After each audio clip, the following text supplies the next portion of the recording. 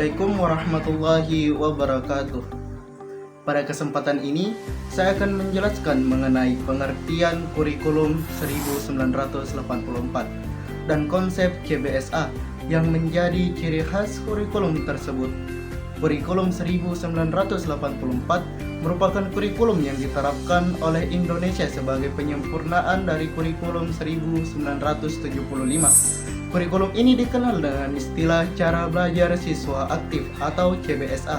Konsep ini muncul karena adanya keinginan untuk meningkatkan kualitas pembelajaran yang sebelumnya lebih berpusat pada guru. Dalam kurikulum 1984, siswa tidak lagi dianggap sebagai objek yang hanya menerima informasi dari guru, tetapi sebagai subjek yang aktif dalam proses pembelajaran. Siswa diberi kesempatan untuk mencari, menemukan, dan memahami pengetahuan melalui berbagai kegiatan belajar. CBSA menekankan pentingnya keterlibatan siswa secara fisik, mental, intelektual, dan emosional dalam pembelajaran. Oleh karena itu, siswa didorong untuk bertanya, berdiskusi, mengamati, mencoba, dan menyimpulkan materi yang dipelajari. Kurikulum ini juga menerapkan pendekatan keterampilan proses, artinya pembelajaran tidak hanya berfokus pada hasil akhir atau nilai, tetapi juga pada bagaimana siswa memperoleh pengetahuan tersebut.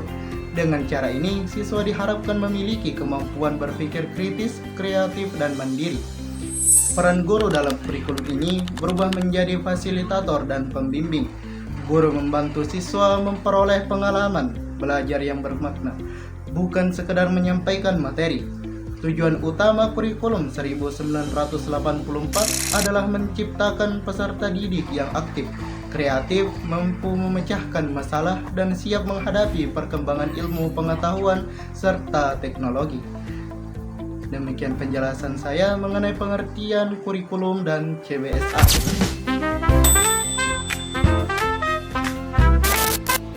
Assalamualaikum warahmatullahi wabarakatuh. Saya akan menjelaskan sejarah dan latar belakang lahirnya kurikulum 1984. Sebelum kurikulum 1984 diterapkan Indonesia menggunakan kurikulum 1975. Kurikulum tersebut sebenarnya sudah cukup baik karena memiliki tujuan pembelajaran yang jelas. Namun, dalam praktiknya pembelajaran masih didominasi oleh guru sehingga siswa menjadi kurang aktif. Selain itu, perkembangan ilmu pendidikan pada saat itu menunjukkan bahwa siswa dapat belajar lebih baik apabila mereka terlibat langsung dalam proses pembelajaran berdasarkan pemikiran tersebut. Pemerintah melakukan evaluasi terhadap kurikulum yang berlaku. Hasil evaluasi tersebut melahirkan kurikulum 1984 yang mulai diterapkan secara bertahap dan berbagai sekolah di Indonesia. Kurikulum ini mengadopsi berbagai teori pendidikan modern yang menekankan pentingnya aktivitas siswa dalam belajar.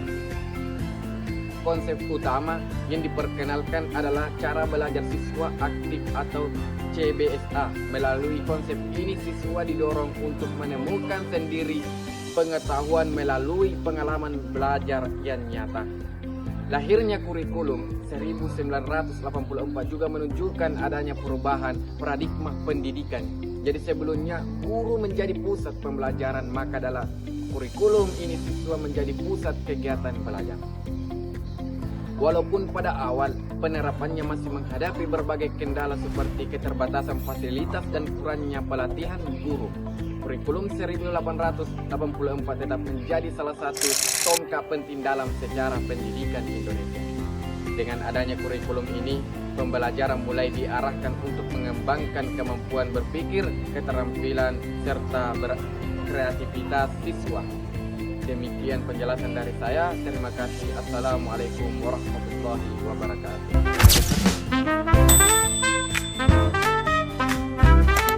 Jadi teman-teman, selanjutnya mengenai penerapan kurikulum 1984 dalam kegiatan pembelajaran. Dalam kurikulum 1984, proses belajar mengajar dirancang agar siswa menjadi lebih aktif dalam memperoleh pengetahuan.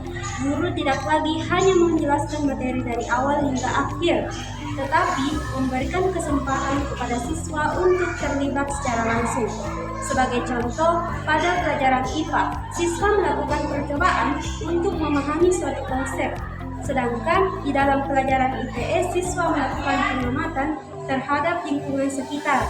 Dan adapun dalam pelajaran bahasa Inggris, siswa melakukan diskusi, presentasi, dan menyusun laporan. Pembelajaran biasanya dimulai dengan kegiatan pengamatan, mengajukan pertanyaan, mengumpulkan informasi, berdiskusi, dan memberikan kesimpulan berdasarkan hasil kegiatan yang dilakukan.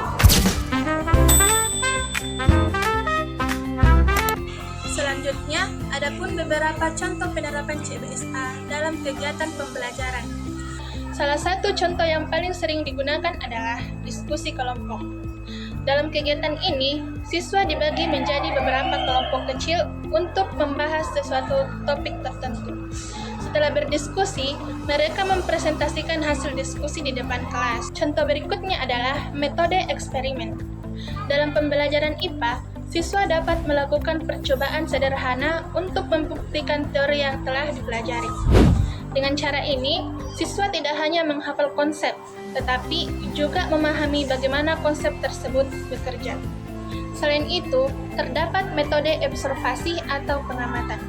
Misalnya, siswa mengamati kondisi lingkungan sekolah, aktivitas masyarakat, atau fenomena alam yang berkaitan dengan materi pembelajaran. Metode tanya jawab juga menjadi bagian penting dalam CBSA. Guru memberikan pertanyaan yang mendorong siswa berpikir kritis dan berani mengemukakan pendapat. Contoh lainnya adalah pemberian tugas proyek. Siswa diminta membuat laporan, karya sederhana, atau hasil penelitian kecil yang berkaitan dengan materi pembelajaran. Melalui berbagai kegiatan tersebut, siswa menjadi lebih aktif, percaya diri, dan memiliki rasa tanggung jawab terhadap proses belajarnya. Pembelajaran juga menjadi lebih menarik karena siswa tidak hanya duduk dan mendengarkan penjelasan guru. Inilah beberapa contoh nyata penerapan CBSA dalam kurikulum 1984. Terima kasih. Baik teman-teman, selanjutnya kelebihan kurikulum 1984. Kelebihan pertama, meningkatkan keaktifan siswa dalam pembelajaran. Siswa tidak hanya menerima informasi dari guru, tetapi ikut terlibat dalam proses menemukan pengetahuan. Kelebihan kedua, melatih kemampuan berpikir kritis melalui kegiatan, diskusi, observasi, dan eksperimen. Siswa belajar menganalisis masalah dan mencari solusi. Kelebihan ketiga, meningkatkan keaktifan siswa. Mereka diberi kesempatan untuk mengemukakan ide, pendapat, serta cara-cara baru dalam menyelesaikan tugas. Kelebihan berikutnya, meningkatkan keterampilan sosial karena seringkali bekerja dalam kelompok. Siswa belajar berkomunikasi, bekerja sama, menghargai perbedaan pendapat, dan bertanggung jawab terhadap tugas yang diberikan. Kurikulum 1984 juga membuat pembelajaran menjadi lebih bermakna. Pengetahuan yang diperoleh melalui pengalaman langsung biasanya lebih mudah dipahami dan diingat dibandingkan sekedar menghafal. Selain itu, kurikulum ini membentuk kemandirian belajar. Siswa dilatih untuk mencari informasi dan menemukan jawaban sendiri sehingga tidak selalu bergantung pada guru. Dengan berbagai kelebihan tersebut, kurikulum 1984 dianggap sebagai salah satu inovasi penting dalam dunia pendidikan Indonesia yang memberikan perhatian besar terhadap perkembangan kemampuan siswa secara menyeluruh.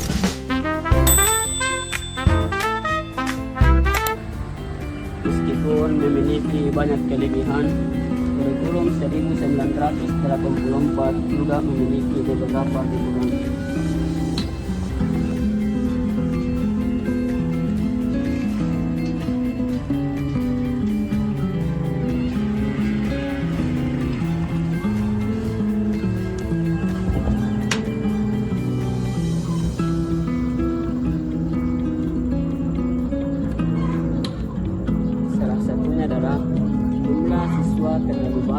dalam satu kelas. Secara umum, kurikulum 1984 memiliki tujuan yang baik melalui pendekatan CBSA, yaitu cara belajar siswa aktif. Tetapi pelaksanaannya sering mengalami kendala karena keterbatasan guru, sarana, dan kondisi sekolah. Sebagai kesimpulan, kurikulum 1984 merupakan kurikulum yang mengusung pendekatan keterampilan proses melalui konsep cara belajar siswa aktif atau disingkat CBSA. Kurikulum ini bertujuan menjadikan siswa lebih aktif, kreatif, mandiri, serta mampu berpikir kritis dalam menghadapi berbagai permasalahan. Meskipun memiliki beberapa kelemahan, kontribusinya sangat besar dalam mendorong perubahan sistem pendidikan Indonesia menuju pembelajaran yang lebih modern.